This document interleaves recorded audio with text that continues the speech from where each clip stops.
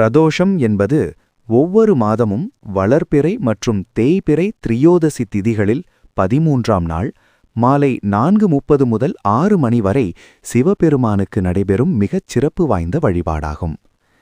சிவபெருமான் ஆலகால விஷத்தை அருந்தி தேவர்களை காத்த நாளாக பிரதோஷம் கருதப்படுகிறது. இதனால் அன்றைய மாலை நேரத்தில் சிவனை வழிபட்டால் கர்மவினைகள் நீங்கி நல்வாழ்வு கிடைக்கும் என்பது நம்பிக்கை. சனிக்கிழமையில் வரும் பிரதோஷம் மிகவும் சிறப்பானது. சித்திரை, வைகாசி, ஐப்பசி, கார்த்திகை மாதங்களில் வரும் பிரதோஷங்கள் இன்னும் சிறப்பாக கருதப்படுகிறது. கிழமைகளும் பிரதோஷ வழிபாட்டு பலன்களும். ஞாயிறு பிரதோஷம். சூரிய திசை நடப்பவர்கள் அல்லது சூரியனால் ஏற்படும் பாதிப்புகள் உள்ளவர்கள் வழிபட நல்லது. பிரிந்த குடும்பங்கள் ஒன்று சேரும்.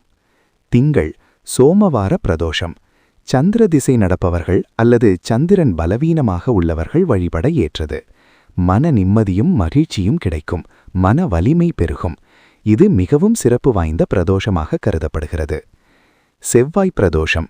செவ்வாய் திசை நடப்பவர்கள் அல்லது செவ்வாயால் ஏற்படும் பாதிப்புகள் உள்ளவர்கள் வழிபடலாம். கடன் தொல்லை நீங்கும். பித்ருதோஷம் விலகும். புதன் பிரதோஷம். புதன் திசை நடப்பவர்கள் அல்லது புதனால் ஏற்படும் பாதிப்புகள் உள்ளவர்கள் வழிபட நல்லது.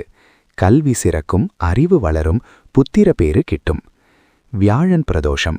குருவால் ஏற்படும் நன்மைகளை பெறவும் குருவருள் மற்றும் திருவருள் கைகூடவும் வழிபடலாம். வெள்ளி பிரதோஷம். சுக்கிர பிரதோஷம் என்று அழைக்கப்படுகிறது. இது மிகவும் விசேஷமானது.